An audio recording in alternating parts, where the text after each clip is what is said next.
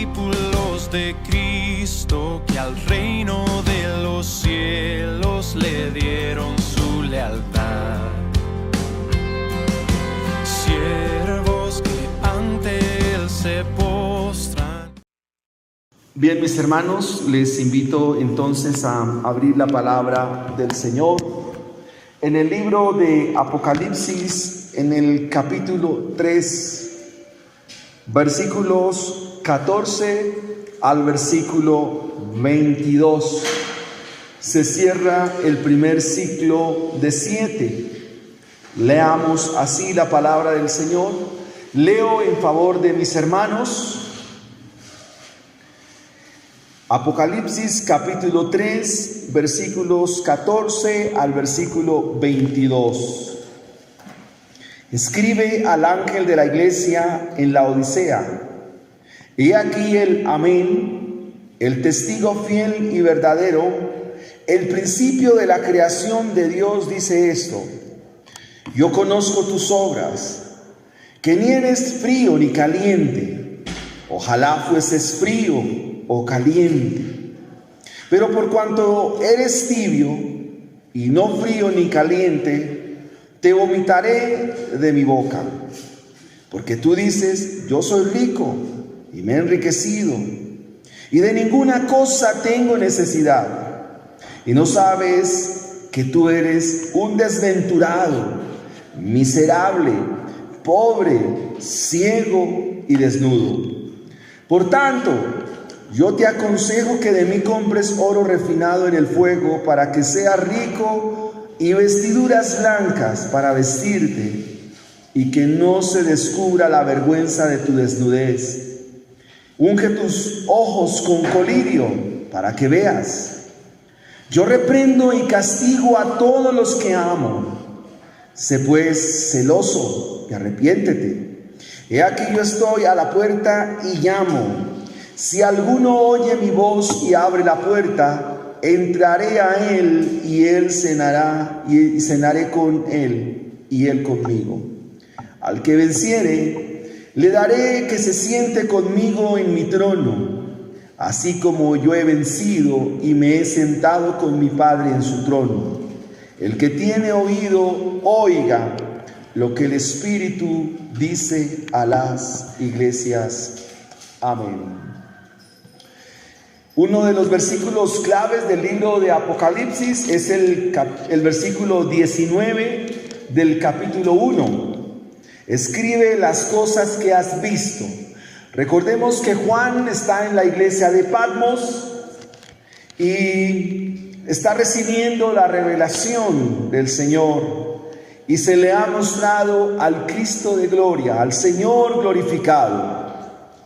Tenía que escribir lo que había visto. Luego le dice el versículo 19 del capítulo 1, las cosas que son. Es decir, Juan comienza a escribir la realidad que ve el Señor en su iglesia, la realidad que el Señor ve en cada uno de nosotros como miembros de la grey del Señor y como creyentes que hacen parte de su reino. El capítulo 4, el cual se estará exponiendo dentro de 8 días, entonces nos mostrará de aquí hacia adelante lo que ha de acontecer, lo que ha de venir. Hoy cerramos con la iglesia, la Odisea. Recordemos que la iglesia del Señor es una sola. No hay 2 iglesias, no hay 3 iglesias, solo es una iglesia, solo es un solo pueblo, y es un solo pueblo desde la antigüedad hasta el presente, a través de toda la historia. Es el único pueblo. Dios no tiene 2, 3 pueblos, es un solo pueblo, es una sola iglesia. Acá el Señor se está refiriendo a una iglesia local muy interesante de estudiar, y que de seguro estamos ahí presentes, porque la palabra del Señor también es hoy para nosotros. Del versículo 14 encontramos que el Señor se presenta a la iglesia. Ese sería nuestro primer punto. Versículo 14, el Señor se presenta a la iglesia. Desde el versículo 15 al versículo 17, el Señor describe la soberbia y la autosuficiencia de la iglesia. Y desde el versículo 18 hasta el versículo 22, el Señor invita a que su iglesia tenga comunión con Él. Esos son los 3 puntos de nuestro sermón en la mañana de hoy. El Señor se presenta a su iglesia, versículo 14. Luego el Señor describe la soberbia y la autosuficiencia de su iglesia. Y en tercera instancia, el Señor invita a su iglesia a que tenga comunión con Él. El título de nuestro sermón: una iglesia que dan ganas de vomitar. Una iglesia que dan ganas de vomitar. La Odisea era una ciudad a 65 kilómetros al sudeste de Filadelfia. Las 3 costeras, o las que quedaban más hacia la costa, al final de las Biblias aparece un mapa, aparece una referencia geográfica, y encontramos a la iglesia de Éfeso, la iglesia de Esmirna y la iglesia de Pérgamo. Y más hacia el centro encontramos las otras 4, lo que eran Tiatira, lo que era Sardis, Filadelfia y ahora la Odisea. Es la última congregación a la cual se escribe, y fue una ciudad fundada por Antíoco II, y le coloca el nombre de su esposa. La esposa de Antíoco se llamaba Laodique, y de ahí el nombre Laodicea. Era una ciudad dotada de abundantes aguas termales, pero quedaban a cierta distancia. La ciudad era escasa en agua, y echaban mano de las aguas termales que llegaban por medio de un acueducto. Pero cuando llegaban a la ciudad, las aguas llegaban tibias, no fáciles para el consumo, por cuanto el consumir agua tibia produce vómito. Entonces ahí puede comenzar usted a entender lo que el Señor quiere decir. Esta ciudad tenía un emporio de economía grande. Era una ciudad que se destacaba por la producción de lana negra. Era tanta la producción en la Odisea, era tanto el suministro de telas, que ellos exportaban hacia el Imperio Romano. Todo el Imperio Romano se abastecía de las telas que se producían en la Odisea. Era una ciudad muy particular porque también tenía producción minera, específicamente en el oro. Era una ciudad que se destacaba por la producción de oro, pero al mismo tiempo ellos preparaban a partir de una piedra pulverizada una especie de suministro para los ojos llamado colirio, para mejorar la visión de aquellos días. Adicional a esto, también había un centro grande de medicina. Y como si fuera poco, en esta ciudad, al igual que en las otras ciudades, se hacía culto al emperador, y era una ciudad que se destacaba por practicar la magia y el ocultismo.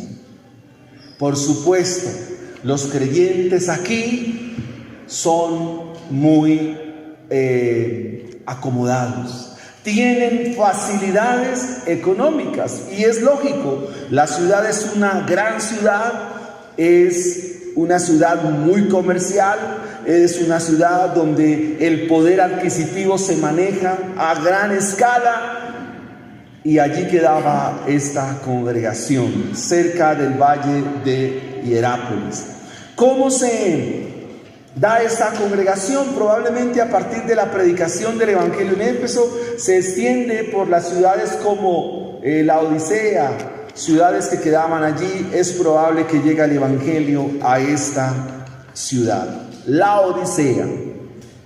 Esta ciudad sufre terremotos y obviamente, por supuesto, no aceptaron la ayuda del imperio. Cuando una ciudad sufría en aquellos días terremotos o devastación o tenía alguna situación, el imperio romano acudía a ella, pero inmediatamente la hacía suya y entraba a ejercer dominio propio sobre la ciudad. Pero esta ciudad le dijo: emperador, no necesitamos de ustedes. Y fue una ciudad que se reconstruyó por sí misma. Y eso les da a entender lo que el Señor quiere tratar con la iglesia. Así que veamos en primera instancia nuestro primer punto en esta mañana. El Señor se presenta a la iglesia. ¿Acaso el Señor no era conocido en la iglesia? Es probable que no.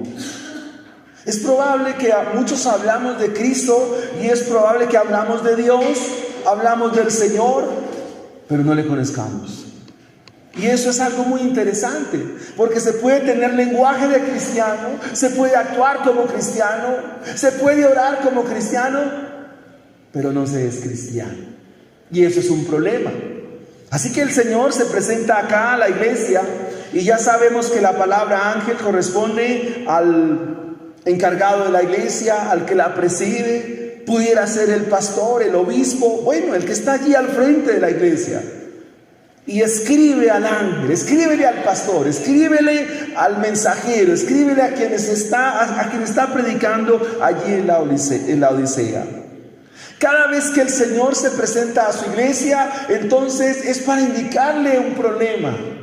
Porque algo que me parece muy interesante en las cartas es que cuando Cristo se presenta, el hecho de que se presente nos manifiesta de Él su gloria, pero al mismo tiempo me está diciendo que en mí hay un problema. Cuando Isaías en el capítulo 6 pudo observar la misma gloria de Dios, por primera vez Isaías entendió quién era. Y eso es lo que nos señala el Evangelio. Cada vez que nos presentamos delante de Dios, nos presentamos delante del Señor, entendemos quiénes somos nosotros. Sabemos quiénes somos. El Señor se presenta con 4 cualidades que describen su carácter. ¿Cuáles son? He aquí el amén, el testigo fiel, el verdadero y el principio de la creación de Dios. 4 características de Dios, 4 características de Cristo. Cuando usted le pregunten quién es Cristo, ya no diga esa frase de cliché que muchos tienen: es mi Salvador. No, preséntelo como el Señor se está revelando aquí o como se ha venido revelando. ¿Quién es Cristo? Entonces usted puede decir el amén, el testigo verdadero, el principio de la creación, el testigo fiel.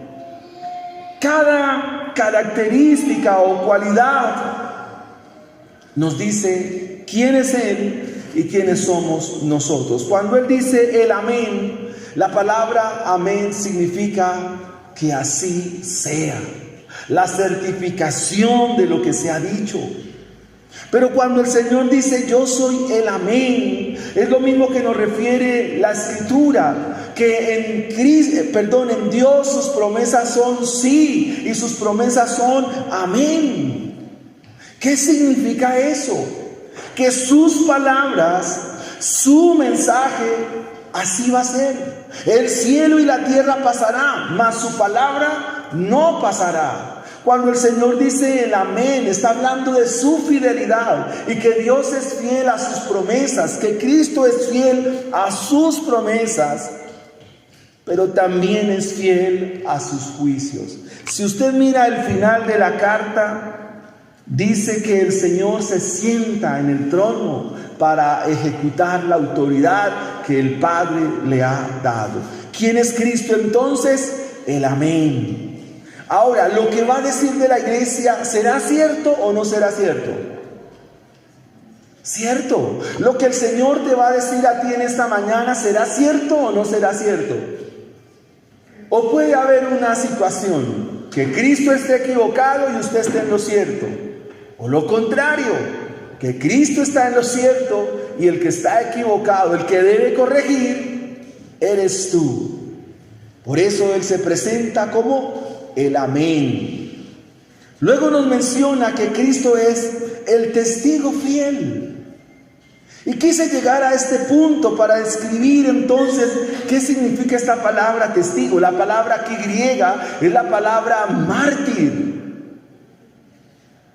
Cuando se habla de mártir en la Biblia, se habla de una persona que encarna el Evangelio, que el Evangelio traspasa su vida, que el Evangelio penetra lo más profundo del corazón, al punto que el Evangelio es la evidencia al mundo de que el Evangelio hace presencia en aquel quien porta el Evangelio.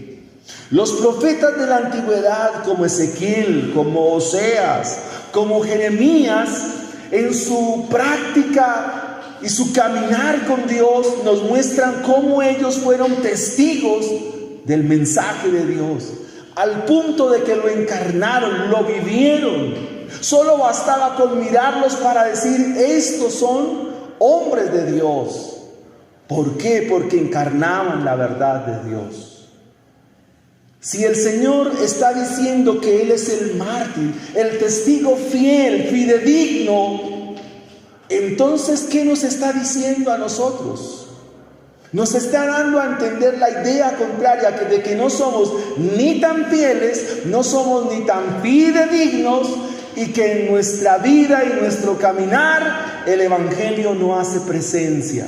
O sea, tú dices que eres cristiano, decimos que somos cristianos, pero en realidad no lo somos. Por eso les dije, cuando Cristo se presenta a la iglesia, claro, Él se da a conocer, pero al mismo tiempo nos está señalando, nos está mostrando, nos está indicando nuestras fallas. Y una falla en nosotros, ¿cuál puede ser? Que decimos ser cristianos, pero en realidad no lo somos. Miremos el otro aspecto de la cualidad del Señor. Entonces Él es el Amén, el testigo fiel, pero también Él es el verdadero.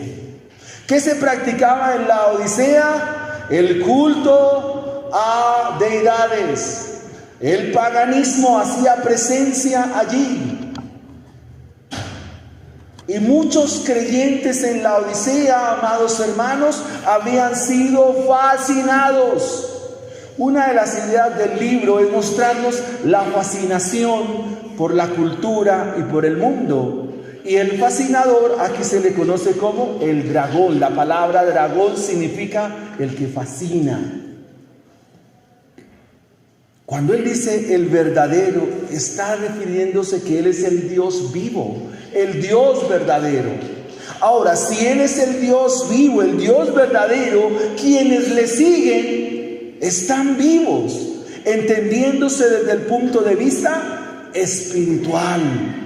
No se puede decir que ser cristiano y seguir en oscuridad. Eso no es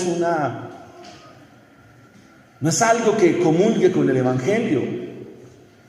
Este mes de octubre, amados hermanos, tradicionalmente se conoce como el mes de los disfraces, de las fiestas. Y bueno, en la cultura eso es lógico. En la sociedad esa es la oscuridad y las tinieblas que viven. Pero más triste y más pecaminoso es ver a cristianos que también se hacen partícipes de esto. Es más, les compran máscaras a sus hijos. O sea, los padres le compran. No podemos seguir en tinieblas. No podemos decir que estamos delante de aquel que es verdadero y nosotros en mentira, en error. De hecho, lo contrario a la verdad, que es la mentira. Esta es una iglesia que está en error, está en mentira, está en engaño. Porque así se presenta el Señor. Tú no puedes seguir en el engaño, en la mentira. ¿Qué dice el Señor? Yo soy la luz del mundo. y el que me sigue, quien cree en mí, no anda en tinieblas. Esta iglesia creo que anda en tinieblas, porque es una iglesia que dan ganas de vomitar. Ahora, piensa en algo, hermano. Si el mensaje es para nosotros hoy, ¿será que el Señor a usted lo quiere vomitar? ¿Por permisivo?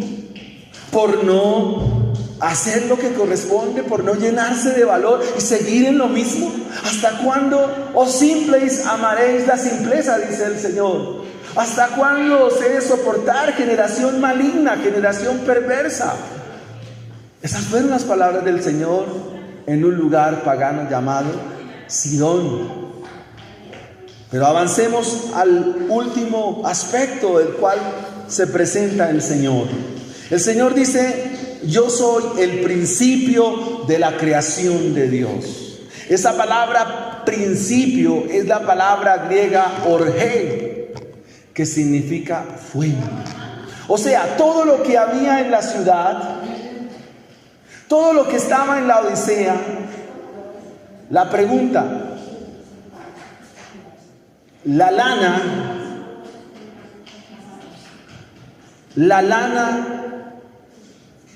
es creación de Dios. Sí, porque Dios creó la oveja.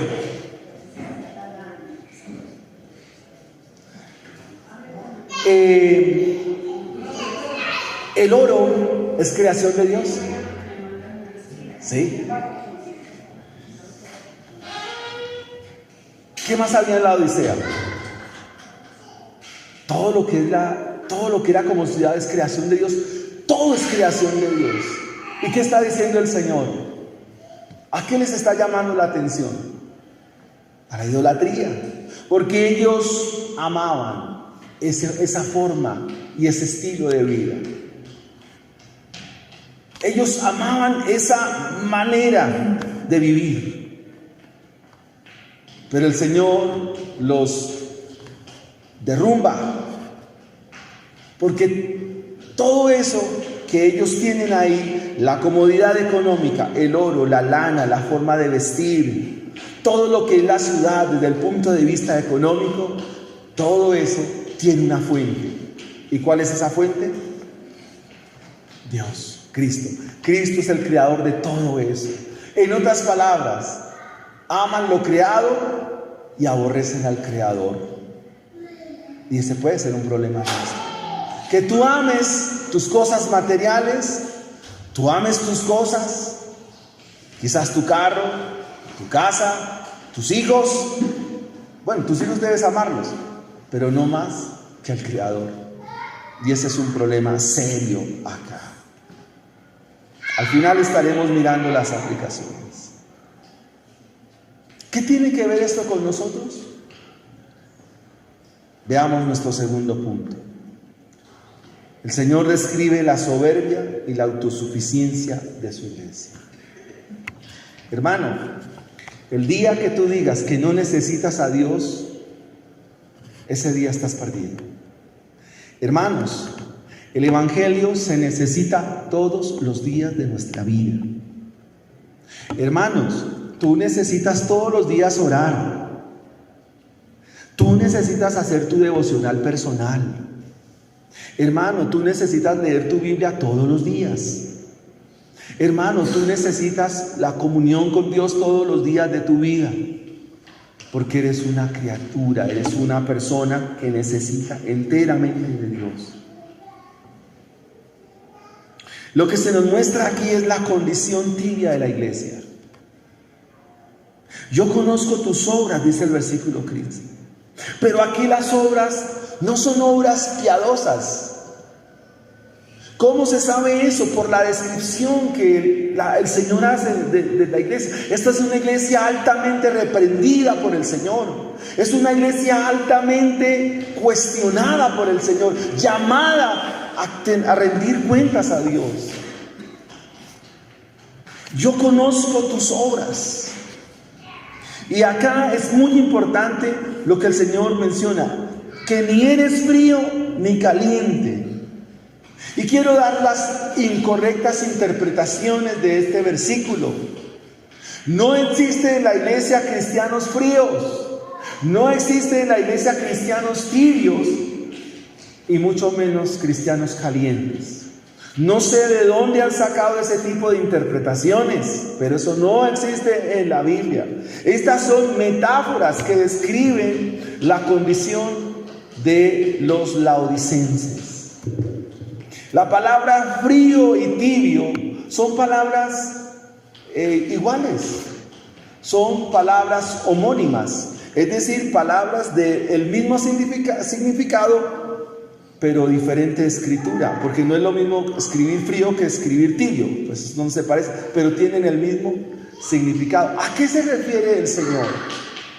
En la Odisea, este grupo de personas que hacían parte de la iglesia y que estaban allí, tenían una condición que no se sabía a qué correspondía. En las interpretaciones modernas de este texto, entonces si un cristiano asiste, es fervoroso, no se pierde ningún culto, hace presencia en los diferentes discipulados de la iglesia, entonces es un cristiano caliente. El otro extremo, si es un cristiano que ya dejó de asistir, ya viene muy poco a la iglesia, como que lo vemos distante, ese está frío, se está enfriando. Y si está en el término medio entre frío y caliente, entonces, que un tiempo sí, un tiempo no, entonces ese es un cristiano tibio. Y eso no es cierto a la luz de la Escritura. Si ustedes y yo somos verdaderos creyentes, ¿qué dice la Biblia? Veamos Efesios capítulo 4.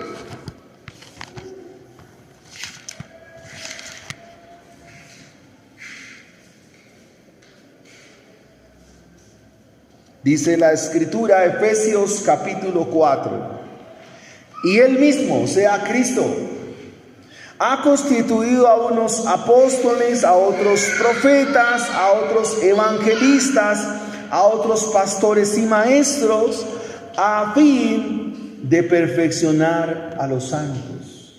¿Qué significa esto, amados hermanos? Que los santos, los verdaderos creyentes, no van a ser fríos, mucho menos calientes y mucho menos tibios.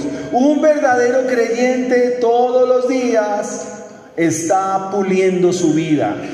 O sea, el cristiano fiel y verdadero, como dice el libro de los Proverbios, es como la luz de la aurora, va en aumento. Tendrá dificultades, tendrá errores, cometerá fallas, pero se levantará y seguirá caminando.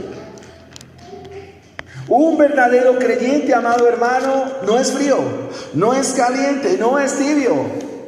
Estará progresando, la santidad en él progresará. Al comienzo tendrá dificultades, tendrá luchas, pero paulatinamente el Señor trabajará en su vida y lo va santificando, lo va guardando, lo va apartando día a día, porque la vida espiritual de los verdaderos creyentes es una vida que va en aumento, porque está caminando a llegar a la imagen y semejanza de aquel que es en todo y en todos. El justo va a ser perfeccionado y caminará hasta llegar a la estatura de Cristo Jesús. Un verdadero creyente tiene luchas.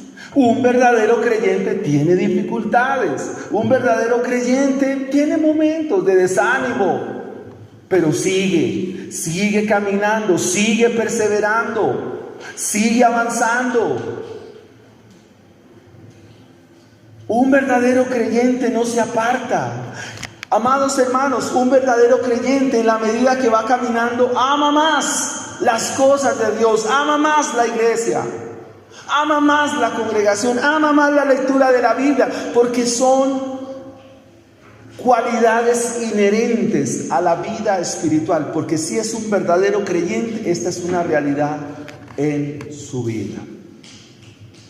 Entonces hoy debemos preguntarnos, ¿por qué sigo siendo el mismo creyente de siempre? Con las mismas ideas de siempre. ¿Por qué no desaprendo lo que aprendí mal y ahora aprendo conforme a la Escritura? Esta iglesia, el Señor la reprende porque realmente no se sabe si eran creyentes o no.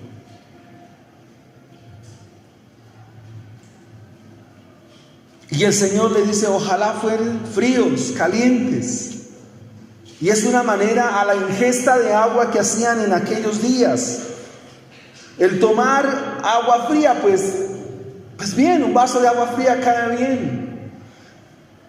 Un vaso de agua caliente, pues no es normal tomar agua hervida. Pero el Señor pone estos dos contrastes para decir lo intermedio entre lo frío y caliente, que es lo tibio. Y aquí la metáfora de vomitar de la boca habla de no ser creyente, de no ser hijo de Dios. Porque siempre nos indicamos, bueno, ¿y cómo es que el Señor los tiene en la boca? ¿Se los va a pasar, los va a comer? ¿Qué significa? Pues está haciendo referencia a cómo los laodicenses tomaban agua y por estar tibia, entonces la vomitaban, la escupían. Y esa es una realidad en nosotros. Es que usted hoy, por expuesto a la palabra, revise su vida. Solo usted sabe si es verdadero creyente o no. Solo usted sabe si realmente es un hijo de Dios. Yo no tengo esa mirada, no tengo un microscopio, no tengo un termómetro espiritual para decir usted sí, usted no. No, eso no lo sé yo. O sea, realmente usted sabe si es salvo o no es salva. Porque puede ser que todo lo que haya vivido haya sido por imitación. Uno puede llegar a orar como cristiano, pero no ser cristiano. Uno puede llegar a predicar, ser pastor, sin ser cristiano. O sea, esas realidades las hemos visto en la iglesia. ¿Qué más le dice el Señor? Versículo 15. Yo conozco tus obras, que ni eres frío ni caliente. Ojalá fueses frío o caliente. Pero por cuanto eres tibio y no frío ni caliente, te vomitaré de mi boca. Y esa es una sentencia del Señor. Quien no es creyente, pues ya sabe cuál es su destino. Y no se trata de amenazarlo. No se trata de decirle a usted, hermano, estás en camino de destrucción. Pero es la manera como el Señor llama al arrepentimiento. Tito 1:16 describe algo parecido a esta condición. Capítulo 1 de la epístola de Tito, la epístola pastoral de Tito, que dice así, Tito 1:16. Profesan conocer a Dios, pero con sus hechos lo niegan, siendo abominables, rebeldes, réprobos o reprobados en cuanto a toda buena obra. Entonces dicen que conocen a Dios, pero no lo conocen. Y están reprobados en toda obra y en toda acción. Es una iglesia soberbia. Esa es la descripción que hace el Señor. Versículo 17. Pero tú dices, es una iglesia igualada. Miren, ¿quién es el que dice yo soy? Si ustedes miran el comparativo, yo soy el alfa y la omega, yo soy el principio, yo soy el primero, yo soy el postrero. Pero ¿qué dice esta iglesia? Yo soy, se está equiparando a algo que no le corresponde. Están haciendo las veces de dioses en sí mismos. Yo soy. ¿Y qué decían los laodicenses? Yo soy rico y me he enriquecido y de ninguna cosa tengo necesidad.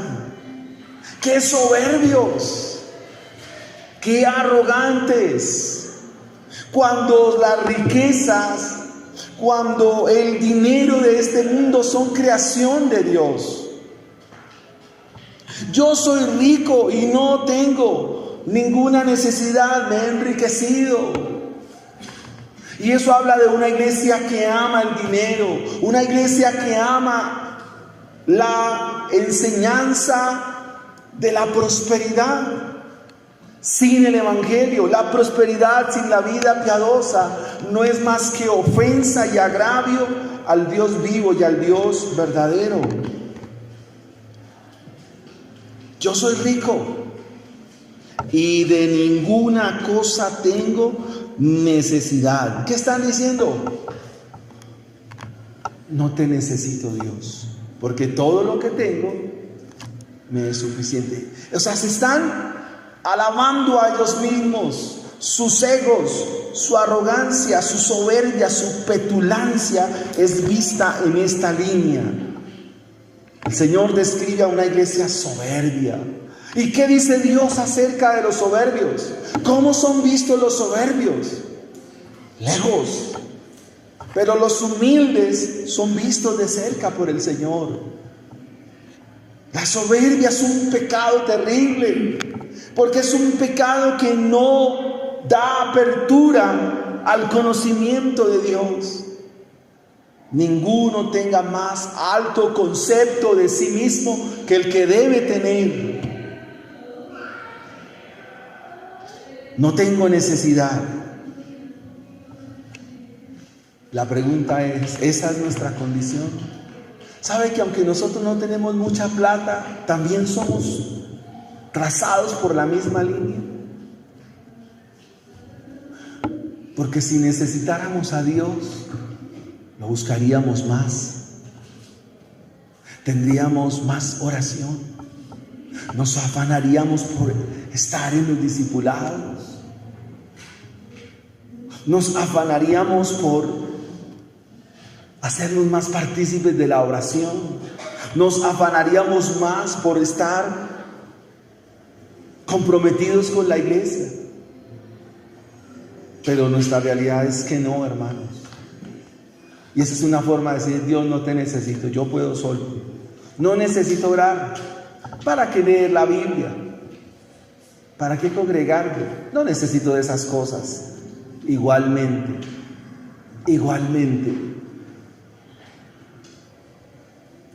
Y yo quiero dejarte en esta mañana de que sí necesitas a Dios. ¿Y para qué lo necesitas? ¿Para qué? Para que le resuelva sus problemas. Es probable que esa sea tu necesidad, pero en Dios las cosas no son así. ¿Qué responde el Señor a esto que ellos dicen, a esta realidad? Ustedes son unos desventurados.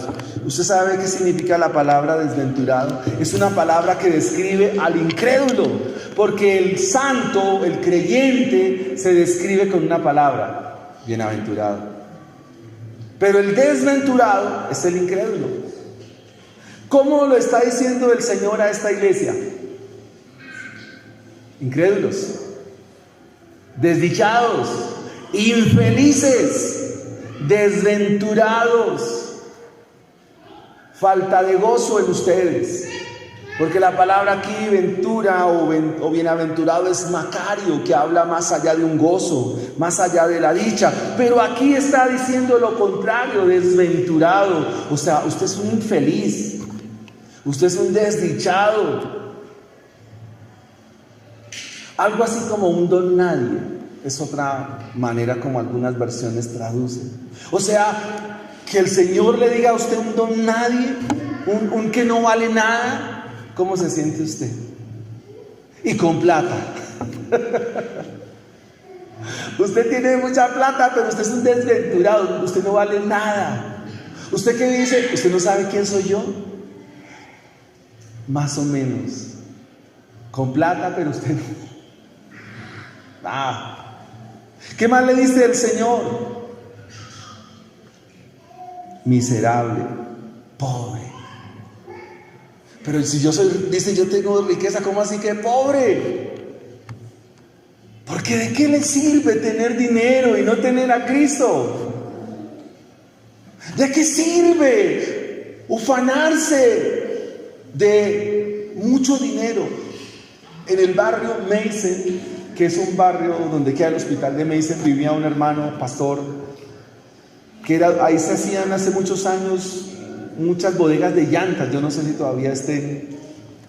Y había un señor que sacaba 1 millón de pesos y decía: mire, este es mi Dios, y le daba, y se arrodillaba y levantaba los billetes y decía: mire, este es mi Dios, este es el que vale, este es el que vale, y se arrodillaba y le daba besos, decía: mira, este es mi Dios.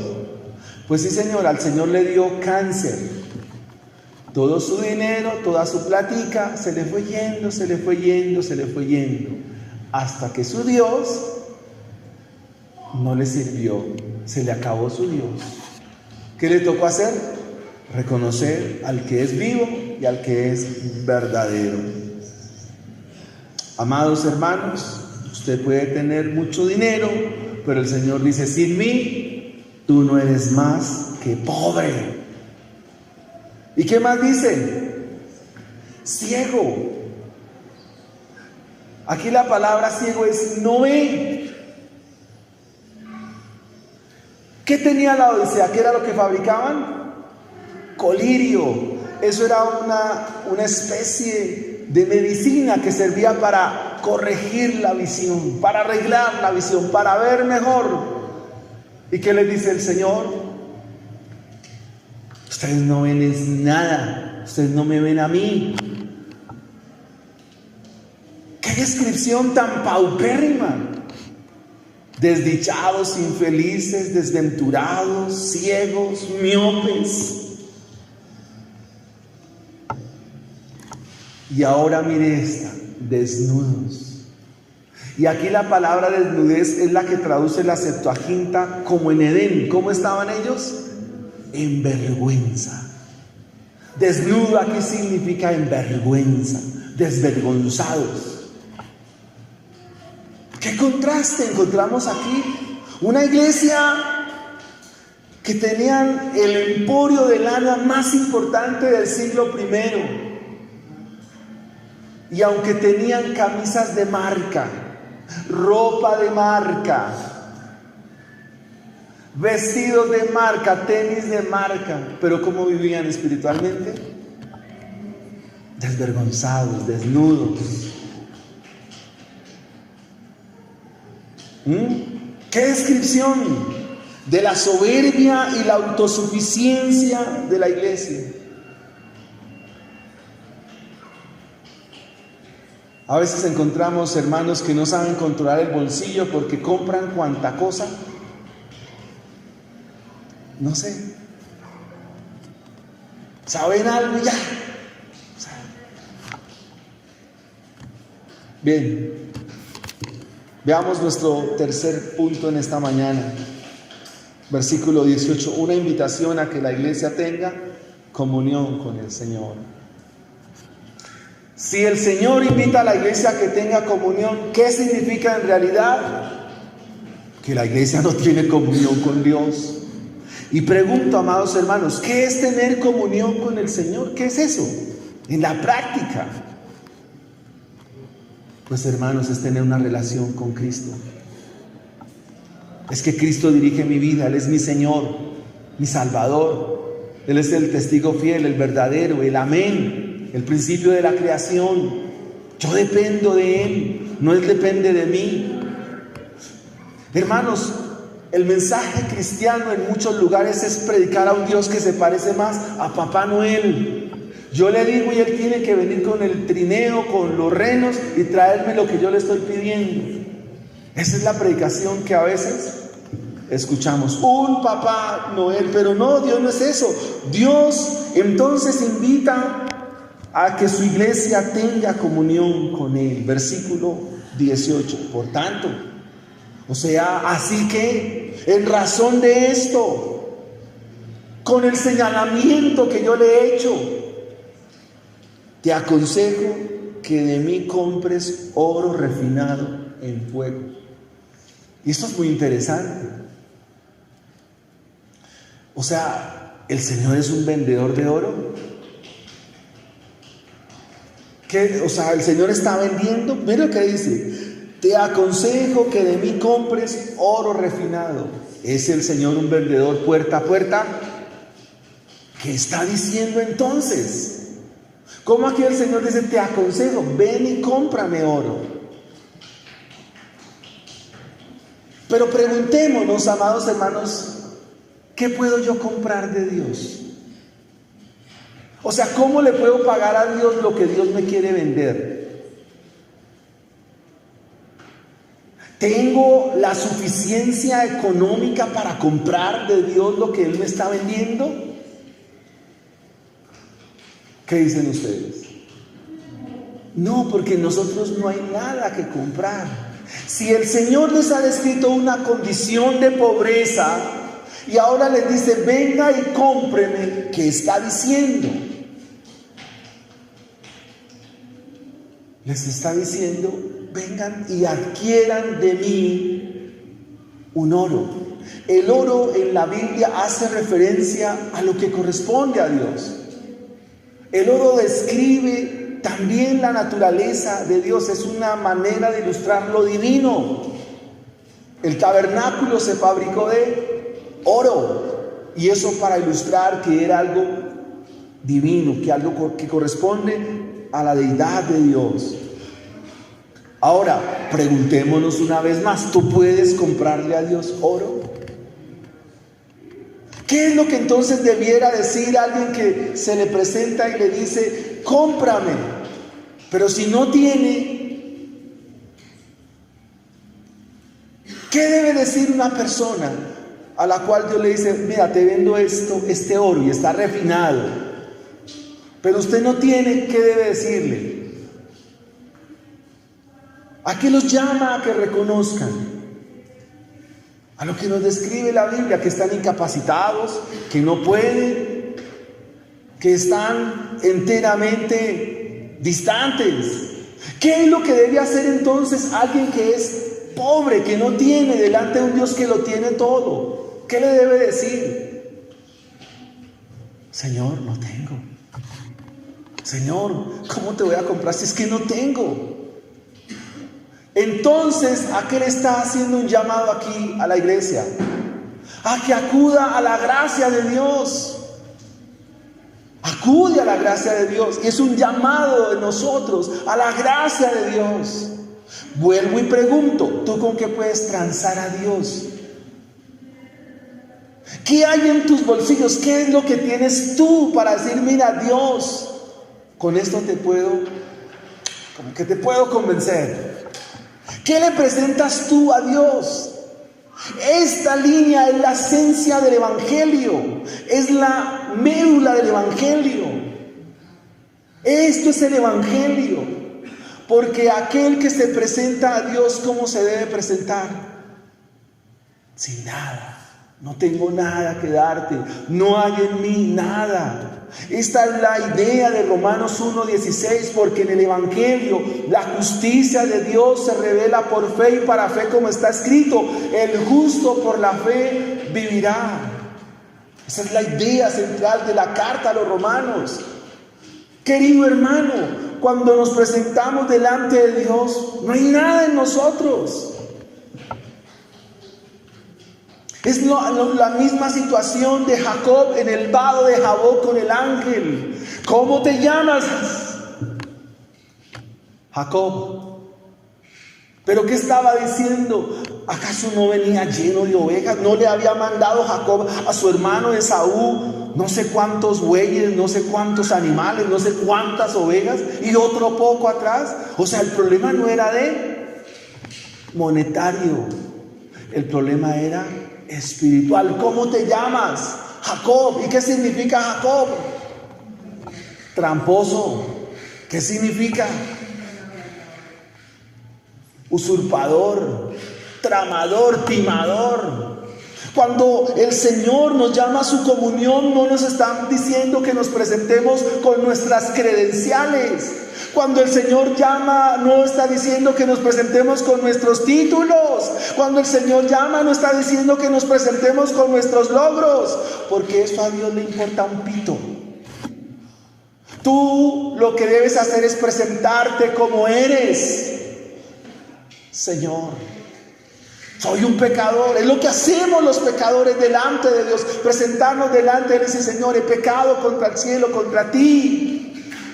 ¿Cómo se presentó el muchachito en la casa del padre en Lucas 15? Papá, me lo gasté todo. ¿Cómo se presentó? ¿Qué dijo él? Iré a casa de mi padre y le diré: Padre, he pecado contra el cielo y contra ti, no soy digno. Esa es la invitación a la comunión, ese es el punto de partida. O te vas a seguir presentando con tu arrogancia, con tu soberbia, ¿sí? No estás logrando nada, porque la primera condición de los pecadores es reconocer eso, su condición, y presentarse delante de Dios con un corazón humilde. La Biblia dice que Dios es galardonador de los que le buscan, con sencillez y humildad en el corazón. ¿Le podrían comprar al Señor? No. Pero mire lo que dice el versículo 18, la parte B. Dice: te aconsejo que compres de mí oro refinado en fuego, para que seas rico, y vestiduras blancas para vestirte. El Evangelio, hermano, mira el Evangelio, mira la obra de Cristo. ¿Usted recuerda en Edén con qué se presentaron Adán y Eva? ¿Con qué se taparon? Con hojas de higuera. ¿Y qué dijo el Señor? No, eso no sirve. Ellos se presentaban con su ropa: Señor, aquí estamos bien vestidos delante de ti. No, eso no sirve. Solo hay algo que sirve para presentarnos delante de Dios: unas vestiduras únicas, unas vestiduras distintas, unas vestiduras que solo las tiene Dios. Aquí me está hablando de la justicia de Dios. ¿Qué se necesita para ser justo delante de Dios? Significa ser vestido con la justicia de Dios. Es una vestidura que no procede de pieza humana, es una vestidura que procede del Padre mismo. Por tanto, te aconsejo que compres de mí oro refinado en fuego, para que seas rico. Se es rico cuando se vive en Jesús y se viste bien. Cuando nos ponemos las vestiduras de Cristo, cuando nos vestimos de Cristo, cuando nos vestimos de la gloria de Cristo, de sus vestiduras justas, santas, eso nos hace portar bien. Entonces conocerán que son mis discípulos por las vestiduras. Dice: y que no se descubra la vergüenza de tu desnudez. Desvergonzados, ¿quieren tapar su vergüenza? Eso no se tapa con los mejores vestidos, no se tapan con los Arturo Calle, no se tapan con los vestidos rojo y la vestidura inglés, el paño inglés. No, un creyente tapa su vergüenza como se tapó en Edén 3:19, con la piel de un inocente. Con las vestiduras del Santo, de nuestro Señor Jesucristo, es que nos tapamos nuestra vergüenza y nuestra desnudez. Unge tus ojos con un colirio. Aquí el colirio hace referencia a la palabra de Dios. Es la palabra de Dios la que nos hace ver con claridad. ¿Por qué es la palabra de Dios?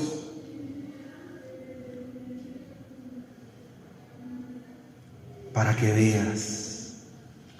Y luego les dice, les muestra una forma del amor.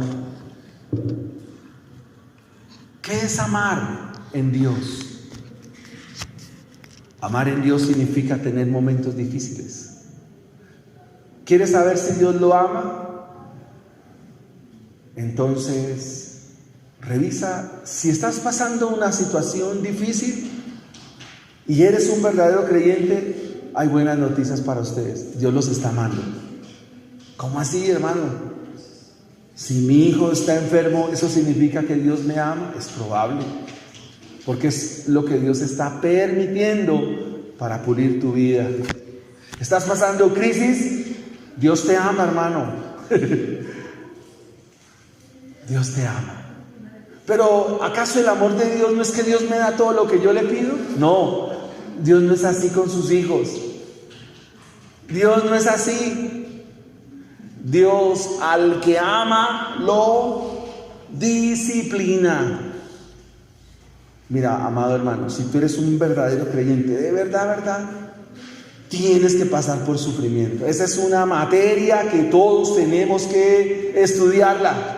Y todos debemos cursarla y hay que aprobarla. Y el que no aprueba, repite hasta que aprenda el curso, hasta que apruebe. Yo sé que a veces a nosotros no nos gusta esto, porque yo creía que Dios me quería tener bien. Yo no creía que Dios me quería tener como que yo todos los días coma bien, almuerce bien. Yo creía que Dios hacía eso. Pues no, mis hermanos, Dios no hace eso. Dios disciplina, porque es una muestra de su amor. Así que si Dios lo está exprimiendo, tranquilo, confía en Él y Él hará. Es la única forma para aprender. Esa es la pedagogía del Señor. Yo a los que amo los corrijo, los disciplino. Porque aquel a quien Dios no obra estas cosas, ¿sabe qué le dice? Tú no eres mi hijo, tú eres un bastardo. Bien, hermanos, versículo 20. He aquí yo estoy a la puerta y llamo. Si alguno oye mi voz y abre la puerta, entraré a él y cenaré con él y él conmigo. De este texto, hermanos, se ha hecho cualquier cantidad de barbaridades. Es uno de los textos más mal interpretados y se usan para la evangelización. Primero, el corazón no es ninguna puerta. La Biblia por ningún lado dice que el corazón es una puerta. Lo que el texto me está diciendo es que evidentemente Dios está ahí en la iglesia. Y cuando dice, miremos bien, dice el texto, he aquí yo estoy a la puerta y llamo. Y dice, si alguno oye mi voz. O sea, entonces miren el cuadro, es una congregación, una iglesia. El Señor está a la puerta, pero no está para decirme o para indicarnos, ay, déjenme, o sea, un Jesús rogando, un Jesús diciendo, ay, déjenme entrar, un Jesús, ay, yo quiero estar con ustedes, denme permiso. No, ese es un cuadro del Señor muy mal presentado. Él es un caballero. Dios no es eso.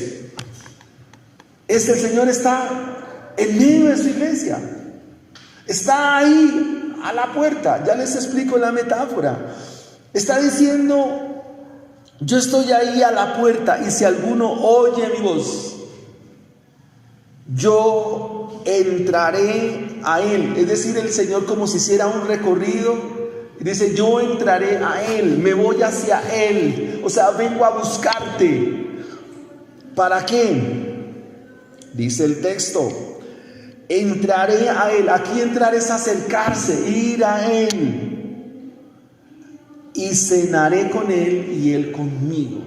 En la Odisea, una persona importante en aquellos días, en las reuniones que se hacían, siempre se presentaba dentro de los lugares para decir, quiero invitarte y llevarte a la comunión conmigo. ¿Y cómo se hacía eso? Por medio de un banquete, por medio de una comilona. Era la manera como en la Odisea, en aquellos días, una persona importante llegaba donde un grupo de personas le dice, quiero que cenes conmigo y yo voy a cenar contigo. Y en la Biblia, cenar habla también de la fe o participar de la fe. Cuando yo me siento cuando ustedes en alguna ocasión, cuando vayan a mi casa y se sientan en mi comedor y se comen lo que compartimos, ustedes me están diciendo a mí que comparten lo que yo creo. Ese es un contexto de la Escritura.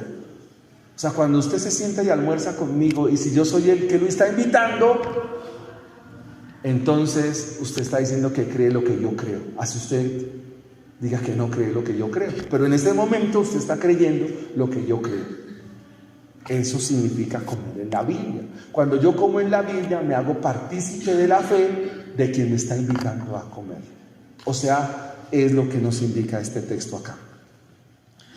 Entonces no es un Jesús que está golpeando la puerta, déjeme entrar, yo quiero entrar. No, este Jesús no es un Jesús que está suplicando, un Jesús que le está rogando a su iglesia que por favor lo dejen entrar. No, no es así.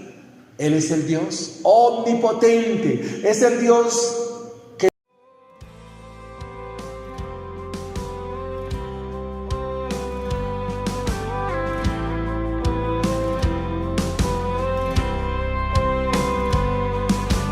Fieles discípulos de Cristo que al reino de los cielos le dieron